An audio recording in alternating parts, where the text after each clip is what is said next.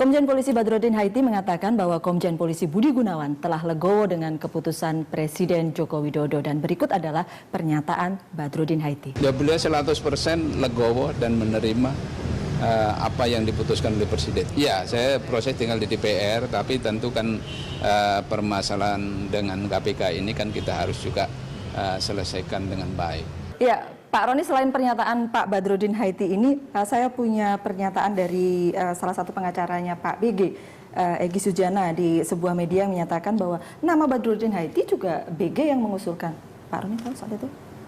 Saya tidak terlalu memahami ya, tapi pernyataan Pak Badrodin Haiti kan sudah sangat jelas bahwa Pak Budi Gunawan juga mendukung ya penunjukan beliau oleh Bapak Presiden. Artinya Pak Budi Gunawan kan menghargai, karena memang sikap Polri seperti itu, kita menghargai Bapak Presiden selaku pimpinan tertinggi dari Polri. Ketika menetapkan seorang Kapolri, kita dukung sepenuhnya. Ya, walaupun apa yang terjadi kemudian ada permasalahan-permasalahan yang harus dihadapi, yaitu juga kita menyerahkan sepenuhnya kepada Bapak Presiden seperti apa. Komandonya satu ya, Pak Presiden, begitu Bang Don? Iya, ini saya tertarik dengan statement Badrodin Haiti, tetapi kok terlambat ya untuk mengatakan bahwa BG legowo. Andai kata itu terjadi ketika sebelum Presiden mengambil keputusan kemarin, itu akan berbeda image-nya terhadap BG maupun kepolisian. Sama seperti BW kalau dia mundur, bukan BW, AS kalau dia mundur sebelumnya, itu mungkin akan berbeda. Karena ini kan sebetulnya pertentangan yang sebetulnya bukan antara institusi tapi personal, lalu kemudian dibawa menjadi pertentangan institusi, lalu kemudian dipolitisasi sehingga menjadi ribut seperti ini. Dan kan tim 9 Prof Hik sudah merekomendasikan supaya mengatakan kepada Presiden supaya BG diminta mundur dari pencalonan. Walaupun menurut saya sih kalau BG mundur sendiri sebelumnya itu akan luar biasa berbeda akibatnya. Gitu. Paling tidak persepsi orang terhadap... Persepsi orang bahwa ini kemudian main menang-menangan itu tidak akan terjadi. Karena itu kemudian kan keputusan Jokowi JK ini menjadi puncak, jadi klimaks dari sebuah perseteruan. Betul. Karena suspense-nya diciptakan oleh konflik yang makin lama makin tinggi. Kira-kira begitu. Nah, ini yang persepsi orang, ini yang penting nih. Karena apa? Dari pelajaran pengalaman saya di berbagai kisruh ini, pelajaran nomor ketiga, persepsi publik. Publik itu punya logika mereka sendiri. Ketika seseorang dinyatakan tersangka, apakah memang wajar dinyatakan tersangka? Apakah oleh KPK, apakah oleh kepolisian, gitu ya. Nah, ini yang kita harus mendalami. Maka saya anggap arif ketika Pak SBY memanggil tokoh-tokoh masyarakat. Enggak, Pak SBY yang pertama, lalu sekarang Pak Jokowi memanggil. Karena saya waktu itu ingat jelas bahwa kami ini dianggap sebagai tokoh masyarakat. Artinya kami diminta untuk mendengarkan apa yang menjadi concern dari masyarakat. Presiden meminta pandangan dari masyarakat. Betul. Dan yang pasti adalah jangan sampai institusi itu menjalankan kewenangannya, lalu oleh masyarakat tanda kutip tidak bisa diterima. Nanti dibuka di pengadilan, ternyata memang tanda kutip ya seperti rekayasa, yang akan hancur adalah institusi itu. Maka kedua presiden ini menurut saya arif dalam meminta ke kita masukan. Karena kalau beliau minta dari menterinya formal begitu ya, atau dari Dewan Pertimbangan Presiden dan lain sebagainya, ada. Bisa jadi beda begitu ya? Bisa jadi beda. Iya, karena kita bicara ke masa depan. Kalau saya sih sebetulnya pertempuran antara lembaga anti korupsi dengan polisi itu bukan unik Indonesia. Itu terjadi dimanapun di dunia yang membuat lembaga anti korupsi yang independen. Nah, cuma bedanya adalah kalau kita lihat ya, saya kebetulan pelajarin misalnya di Afrika Selatan. Dia bikin yang namanya Scorpio Unit, semacam KPK-nya. Tapi akhirnya ada persis sama di kita lah, ada pergantian politik apa segala macam, akhirnya dibubarkan. Karena polisinya marah, bergabung dengan partai politik yang tadinya oposisi lalu kemudian jadi penguasa, bubar. Lebih sedih lagi di Nigeria. Nigeria itu saya kenal teman saya namanya Ribadu, ketua KPK-nya itu.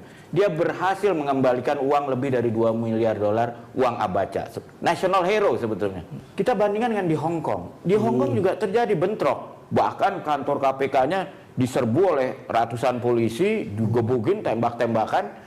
Nah, tetapi yang beda kenapa KPK di Hong Kong survive?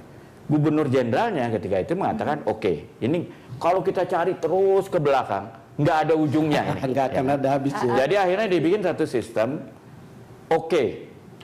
lembaga anti korupsi gitu ya? Cut off. Ya. Hanya kejadian korupsi mulai tanggal sekian sampai yang di belakang, kalau jumlahnya di bawah tertentu, jangan itu dipermasalahkan dihapus. lagi. Kita juga, saya kira kearifan berikut yang ditunggu dari Pak Jokowi adalah membawa bahwa harus ada satu garis nih, Presiden dan DPR membuat satu kesepakatan undang-undang, semacam undang-undang bahwa yang namanya korupsi nilai di bawah sekian itu sudah jangan dipersoalkan lagi. Itu udah kita nggak lihat lagi karena kalau itu akan menyandera kita. Kelanjutan kasus-kasus yang kasus-kasus KPK di polisi bagaimana? Ya, Pak saya sependapat tadi Pak Bambang Harimurti ya. Artinya kalau kita menatap masa depan, kita jangan mempersoalkan yang masa lalu, yang lama, tapi juga ada garis ya yang ditentukan. Tadi kan sempat Pak Hikmahanto juga menyatakan rekayasa. Rekayasa itu tidak bisa kita buktikan kalau tidak melalui pengadilan.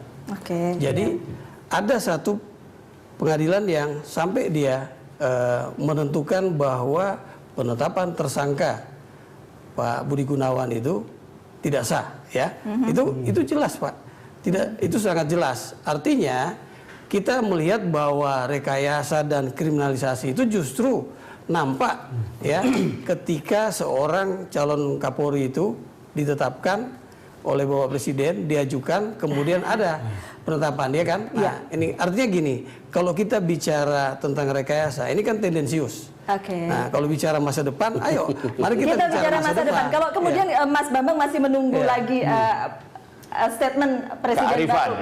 Kearifan Presiden, Bang. Harus ada mediator tampaknya. Kalau saya bukan soal mediatornya. Bagi saya keputusan Presiden menjelaskan bahwa dia punya persepsi tentang keputusan pra-peradilan dan keputusan atau persetujuan DPR itu sebagai sesuatu yang tidak sejalan dengan apa yang mungkin disebut sebagai kearifan sebagai seorang presiden. Makanya saya bilang itu macan kertas. Karena katakanlah misalnya keputusan pra-peradilan yang notabene semua orang melihat bahwa itu sebuah keputusan kontroversial. Hukumnya jelas, mau ditemukan dengan hukum baru yang sebetulnya bagi siapapun, saya di semester 2 di Fakultas Hukum sudah dibilang bahwa kalau tidak ada kekosongan hukum tidak bisa gitu. Ini kekosongan apa gitu? Dan itu sikap Mabes Polri sikap Mabes Polri kemudian ini kan ceritanya kemudian menjadi, menurut saya, di backmind seorang presiden mengatakan saya tidak percaya pada keputusan ini, dan akhirnya alasannya adalah perbedaan pendapat di masyarakat. Artinya kembali ke masyarakat. Itu kira-kira penjelasannya kenapa kemudian argumennya seperti itu. Tapi itu pun juga bisa diterima oleh pihak kepolisian, bukan begitu Pak Roni? Ya, artinya Polri menerima keputusan Bapak Presiden. Karena dari awal kan kita menerima, Pak. Betul. Ya, artinya ketika Bapak Presiden telah menetapkan calon Kapolri, ya, kemudian ada isu kenapa tidak mundur, ya, itu kan bukan persoalan mundur atau bagaimana, tapi keputusan Bapak Presiden. Makanya kita ikuti. Ketika Bapak Presiden juga tidak jadi melantik, kita juga setuju. Ketika Bapak Presiden juga menunjuk calon Kapolri yang baru, kita juga setuju, ya kan? Seperti itu. Tapi faktor masyarakat menurut saya sangat penting ya.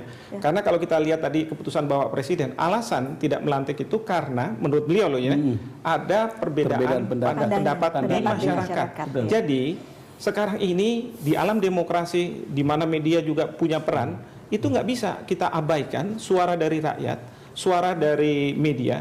Yang kedua, ketika sekarang didorong ke pra-peradilan, kan masyarakat juga bertanya juga, apa benar ini putusannya dan lain sebagainya. Itu yang maksud saya, kalau kita dorong, itu yang kita khawatirkan justru akan backfire terhadap institusi-institusi hukum yang ada.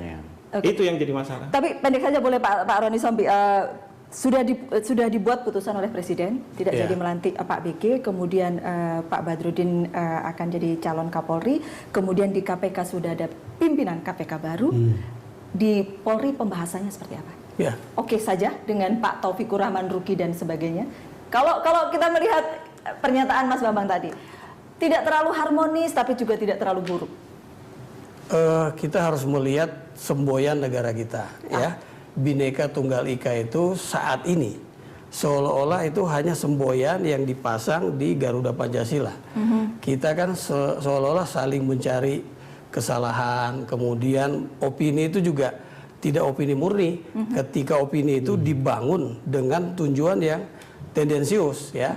Jadi saya juga tidak sepenuhnya setuju ketika berbicara opini, ya, karena kalau opini itu dibangun secara sepihak, seolah-olah Polri itu salah, Pak Budi Gunawan itu salah. Ternyata juga ketika ada putusan peradilan bahwa beliau tidak sah, itu opini sudah terlanjur terbangun, Pak. Itu permasalahannya. Makanya gini, kita harusnya jujur, ya, harus jujur.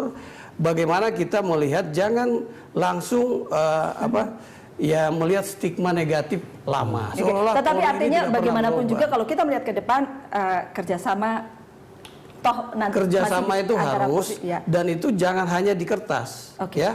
Ada MOU ketika penetapan tersangka itu baru dikerjasamain. Nanti kita berharap ada MOU dari KPK dengan Polri, begitu ya Pak ya. Pak Roni Sabri, terima kasih sudah hadir di The Headlines ya. Dan Bapak-bapak, kita akan kembali sesaat lagi. Kami akan kembali untuk Anda sesaat lagi.